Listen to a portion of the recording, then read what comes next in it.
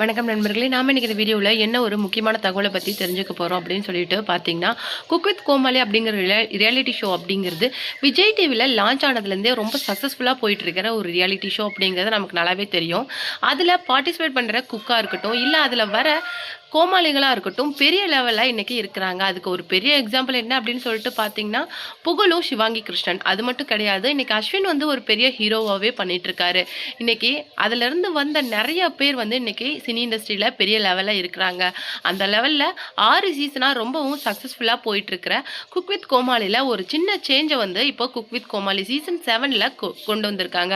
அதுக்கு ஒரு மிகப்பெரிய காரணமே என்ன அப்படின்னு சொல்லிட்டு பார்த்தீங்கன்னா, சீசன் 4 and 5ல் வந்த ஒரு சின்ன இஷ்யூ தான். ஆனால் அதுக்கு வெங்கடேஷ் பட் சார் வந்து ரியாக்ட் பண்ணியிருப்பாரு. வெங்கடேஷ் பட் சார் வந்து குக் வித் கோமாளியில் இருந்து பிரிஞ்சு போய் டாப் குக்கு டூப்பு குக்கில் இன்னைக்கு ஜட்ஜாக இருக்காரு.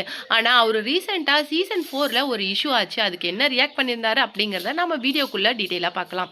வீடியோக்குள்ளே போகிறதுக்கு முன்னாடி நீங்கள் நம்ம சிபி ட்ரெண்டிங்க்கு புதியவராக இருந்தால் மறக்காமல் நம்ம சிபி ட்ரெண்டிங்கை சப்ஸ்கிரைப் பண்ணி ஃபாலோ பண்ணிக்கோங்க. வாங்க வீடியோக்குள்ளே போகலாம். குக் வித் கோமாளி சீசன் 3ல் ஒரு சின்ன இஷ்யூ போச்சு. அதில் என்ன அப்படின்னு சொல்லிட்டு பார்த்தீங்கன்னா, வல்கரான வேர்ட்ஸை யூஸ் பண்ணுறாங்க. கொஞ்சம் கண்டென்ட் வந்து ரொம்பவும் அப்யூசிவாக இருக்குது அப்படிங்கிற மாதிரி சின்ன விஷயங்களை ஒருத்தர் வந்து சோஷியல் மீடியாவில் பதிவிடுறாரு. அது மட்டும் இல்லாமல் என்ன சொல்கிறாங்க, குக் வித் கோமாளி அப்படிங்கிற ஷோவை நாங்கள் எப்போவுமே வீட்டில் சாட்டர்டே சண்டேயில் ஃபேமிலியாக உட்காந்து பார்க்குற ஷோ. அதில் எங்களுடைய குழந்தைங்களும் அந்த ஷோக்கு பெரிய ஃபேன்ஸு. அந்த வகையில் நாங்கள் எல்லாருமே சேர்ந்து தான் அந்த குக் வித் கோமாளி ஷோவை பார்ப்போம். ஆனால் இப்போ ரீசெண்டாக அந்த ஷோவில் வர சில விஷயங்கள் எங்களுக்கு பிடிக்கல. அது மட்டும் இல்லாமல் அதில் யூஸ் பண்ணுற வேர்ட்ஸும் எங்களுக்கு பிடிக்கல அப்படிங்கிற மாதிரி சொல்லியிருந்தாங்க. ஆனால் இதுக்கு ரியாக்ட் பண்ணியிருந்தா வெங்கடேஷ் பட் சார் என்ன சொல்லியிருந்தாரு அப்படின்னு சொல்லிட்டு பார்த்தீங்கன்னா, அவர் வந்து குக் வித் கோமாளியிலேருந்து பிரிஞ்சு போய் இன்னைக்கு டாப் குக்கு டூப்பு குக்கில் ஜட்ஜாக இருக்காரு. அந்த வகையில் அந்த டாப் குக்கு டூப்பு குக்கு ஷோ வந்து ரொம்ப சூப்பராக போயிட்டுருக்கு. அது மட்டும் இல்லாமல் ஜட்ஜஸ் கொடுக்குற கமெண்ட் வந்து ரொம்பவும் அப்ரிஷியேட்டிங்காக இருக்குது. அதாவது எல்லாருமே பண்ணுற டிஷ்ஷுமே ரொம்பவும் சூப்பராக புதுவாக யுனிக்காக இருக்குது. அதுதான் வந்து ஷோவோட சக்ஸஸுக்கு முக்கிய காரணமே. அந்த வகையில் வெங்கடேஷ் பட் சார் வந்து என்ன சொல்லியிருக்காருன்னா, குக் வித் கோமாளியிலேருந்து நான் பிரிஞ்சு வந்தது எனக்கு ரொம்பவும் கஷ்டமாக இருந்தது. அது மட்டும் கிடையாது, இப்போ ஷோவோட தரம் ரொம்பவும் குறைஞ்சி போச்சு. இந்த தரத்தை கொஞ்சம் தூக்கி பிடிச்சா கொஞ்சம் நல்லா இருக்கும் அப்படிங்கிற மாதிரி கொஞ்சம் அட்வைஸ் பண்ணியிருந்தாரு. அதால் அப்செட் ஆன விஜய் டிவி என்ன பண்ணியிருக்காங்க அப்படின்னு சொல்லிட்டு பார்த்தீங்கன்னா, குக் வித் கோமாளிவே நியூவாக லான்ச் பண்ணியிருக்காங்க. சீசன் 7ல் கிட்டத்தட்ட எக்ஸ்ட்ரா ஒரு ஜட்ஜு, அது மட்டும் இல்லாமல் எல்லா ஆங்கர், அது மட்டும் இல்லாமல் ஜட்ஜஸை மாற்றுறது, ஆங்கர்ஸை மாற்றுறது, அது மட்டும் இல்லாமல் இப்போ வந்து சிங்கிள் குக்காக இருந்தாங்களே, இப்போ கப்புள் என்ட்ரியாக கொடுத்துருக்குறாங்க. அதில் வந்து நம்ம கானா வினோத் அப்படின்னு சொல்லிட்டு எல்லாருமே கப்புலாக கொடுத்துருக்குறாங்க. அந்த வகையில் இப்போ வந்து ஒரு புதிய அத்தியாயத்துக்கு வந்து நம்ம குக் வித் கோமாளி ஷோ போயிட்டுருக்கு. இதில் இப்போ ஒரு சின்ன பிரச்சனை என்ன அப்படின்னு சொல்லிட்டு பார்த்தீங்கன்னா, எல்லாருக்குமே ஃபேவரட்டான ஆங்கரான ரக்ஷனை வந்து மாற்றிருக்காங்க அப்படிங்கிற விஷயம் தான் இப்போ குக் வித் கோமாளியில் வைரலாக போயிட்டுருக்கு. அது மட்டும் கிடையாது, ஸ்டார்டிங்கில் குக் வித் கோமாளியை ஆரம்பிக்கும் போது கூட வந்து நிஷா வந்து இருந்தாங்க. அதுக்கப்புறமேலு 2-3 சீசனாக வந்து கிட்டத்தட்ட ரக்ஷன் தனியாக தான் ஆங்கரிங் பண்ணிட்டு இருந்தாரு. அதுக்கப்புறமேலு மணிமேகலை கொஞ்ச நாள் ஹெல்ப் பண்ணாங்க. ஆனால் மணிமேகலைக்கும் விஜய் பிரியங்காக்கும் ஏற்பட்ட அந்த இஷ்யூனால அவங்க வந்து விஜய் டிவி விட்டே வெளியில் போயிட்டாங்க. அது ஒரு பெரிய இஷ்யூ ஆச்சு. எனக்கு சுயமரியாதை தான் முக்கியம் அப்படிங்கிற மாதிரி மணிமேகலை சொல்லிட்டு வெளியில் போயிட்டாங்க. அதுக்கப்புறமேலு ரக்ஷன் வந்து தனியாக தான் ஆங்கரிங் பண்ணிட்டு இருந்தாரு லாஸ்ட் வரைக்கும். ஆனால் இப்போ வந்து ரக்ஷனை மாற்றிட்டு இப்போ வந்து புதுசாக வந்து ஒரு தம்பதியாக, அதாவது கப்பில் ஆங்கரிங் பண்ணனாதான் இந்த மொத்த செட்டையும் சமாளிக்க கரெக்டாக இருக்கும் அப்படிங்கிற மாதிரி ஒரு விஷயத்த இன்னைக்கு குக் வித் கோமாளி டீம் வந்து ரெக்கமெண்ட் பண்ணியிருக்காங்க. அவங்க என்ன சொல்லியிருக்காங்க அப்படின்னு சொல்லிட்டு பார்த்தீங்கன்னா, அந்த கப்புள்ஸ் வந்து எல்லாருக்குமே பிடிக்கணும், ரொம்பவும் ஜாலியாக ஃபன்னாக இருக்கணும் அப்படிங்கிற மாதிரி சொல்லியிருக்காங்க. ஆனால் யாருமே எதிர்பாராத விதமாக பிரஜின் சாண்ட்ராவை அந்த விஷயத்துக்கு ரெக்கமெண்ட் பண்ணியிருக்காங்களாம். இந்த ரக்ஷன் இருந்த பிளேஸில் இதுக்கு மேலே பிரஜின் சாண்ட்ரா இருந்து ஆங்கரிங் பண்ணுவாங்க அப்படிங்கிற மாதிரி ஒரு விஷயம் தான் இப்போ போயிட்டுருக்கு. ஏன்னா ரக்ஷனுக்கு வந்து நிறைய மூவிஸில் கமிட் ஆகிருக்காரு. அது மட்டும் இல்லாமல் புகழும் நிறைய மூவிஸில் கமிட் ஆகிருக்காங்க. மேபி இவங்க 2 பேரு பிளேஸுக்குமே ரீப்ளேஸ் இருக்கும் அப்படிங்கிற மாதிரி சொல்லியிருக்காங்க. ரக்ஷன் வரத்துக்கு மேக்ஸிமம் 80% மேலே வாய்ப்பு இல்லை அப்படிங்கிற மாதிரி சொல்லியிருக்காங்க.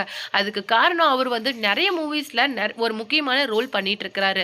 ஸோ அவர் வரத்துக்கு வாய்ப்புகள் குறைவாக இருக்கும். மேபி அவரையே மறுபடியும் போட்டால் கூட ஒரு சில எபிசோட்ஸுக்கு அவரை ஸ்கிப் பண்ணுற மாதிரி இருக்கும். ஸோ அதுக்கு வாய்ப்பில்லை அப்படிங்கிற மாதிரியும், கப்புள் குக்காக தானே வராங்க அப்படிங்கிற மாதிரி அவங்க மேனேஜ் பண்ணுறதுக்கு ஒரு கப்புள் ஆங்கரிங் இருந்தால் தான் நல்லாயிருக்கும். ஏன்னா சாண்ட்ரா வந்து ஆங்கரிங்கில் ரொம்ப சூப்பர்.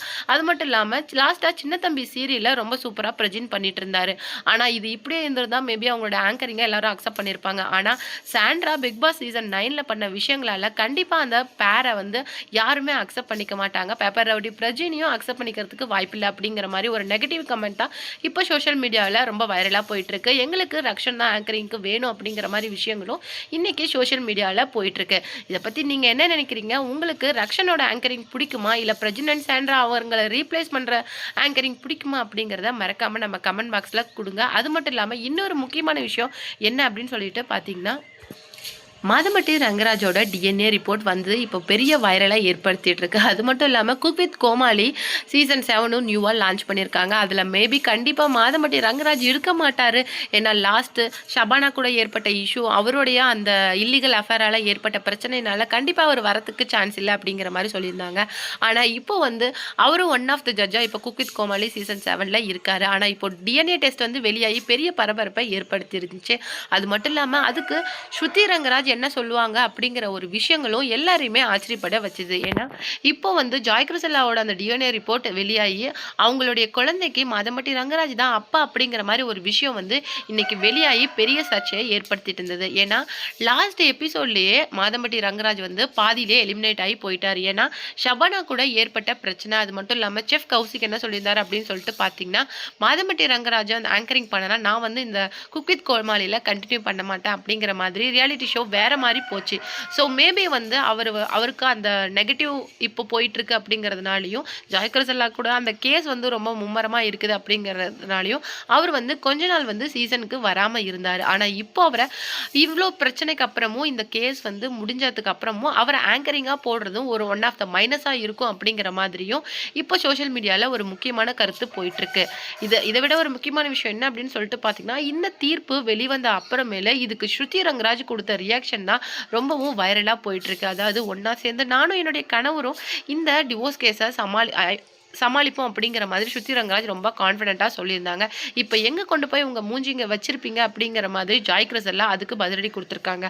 அவங்க கொடுத்த அந்த மீடியா இன்டர்வியூவில் என்ன சொல்லியிருந்தாங்க அப்படின்னு சொல்லிட்டு பார்த்தீங்கன்னா, நான் ஆரம்பத்துலேருந்தே ஒரு விஷயம் உண்மை அப்படிங்கிறதுனால தான் அதுக்காக போராடிக்கிட்டு வந்தேன். இன்னைக்கு அந்த உண்மை இன்னைக்கு சொசைட்டி முன்னாடி வெளியும் வந்துருச்சு. இதுக்கு மேலே மாதம்பட்டி ரங்கராஜா இருக்கட்டும், ஸ்ருதி ரங்கராஜா ஆகட்டும் என்ன ரியாக்ட் பண்ணுறாங்க அப்படிங்கிறத நானும் பார்க்குறேன்.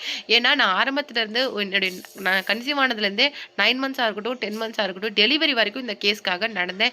இன்றைக்கி என்னுடைய பேபிக்கே கிட்டத்தட்ட 1 இயர் ஆக போகுது. இன்னையும் நான் என்னுடைய பேபிக்காக நடக்கிறேன். என்னுடைய குழந்தைக்கு நான் ராகா ரங்கராஜ் தான் அப்படின்னு சொல்லிட்டு அவருடைய பேரை தான் வச்சுருக்கேன், அவருடைய இனிஷியலை தான் கொடுத்துருக்குறேன். நான் வந்து நிறைய தடவை என்கிட்ட பெட்டியாக செட்டில்மெண்ட் பேச அவங்க ஸ்ருதி ரங்கராஜே என் வீட்டுக்கு வந்திருக்காங்க. ஆனால் நான் இதை மொத்தத்தையும் அவாய்ட் பண்ணிவிட்டு எனக்கு அவருடைய இனிஷியல் வேணும், என்னுடைய கரியர் என்னுடைய ஃபியூச்சருக்கு அவருடைய ஸ்டெப் அப்படிங்கிறது என்னுடைய லைஃப்குள்ளே வேணும் அப்படிங்கிற மாதிரி சொல்லியிருந்தாங்க. அதன்படி இன்னைக்கு ஜாய் கிருஷ்ணா அவங்களுடைய கேஸை ஜெயிச்சிட்டாங்க. இதை பற்றி நீங்கள் என்ன நினைக்கிறீங்க அப்படிங்கிற உங்களுடைய கமெண்ட்டை மறக்காம நம்ம கமெண்ட் பாக்ஸில் கொடுத்துருங்க.